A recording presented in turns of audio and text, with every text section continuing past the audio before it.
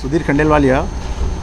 I'm working with Kotak, associated with Kotak Securities for the last 5-6 years and the stock broking industry for the last 15 years.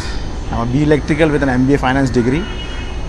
Regarding this year's budget, if we see the last year's expectations about the fiscal deficit, this year we are almost with a fiscal deficit of $80 billion.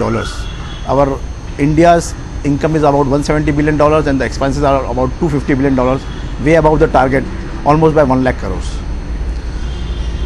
And our growth has slipped from expected 9% to 7%, and the expected yearly inflation was to be 7%. It has gone up to the yearly average of 9%. So the whole budget of the last year, everything has gone bon home. So to target and go back to track, I think the finance minister should revive India to the growth path of 9%. For that, what he has to do, he has to revive the reforms process. Now, why reviving the reforms process? We have to see the overall view of for the next 5 to 10 years.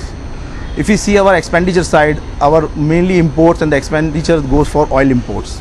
We are not still self-sufficient in oil, and a whole lot of our foreign exchange goes into oil sector in purchasing oil, crude oil.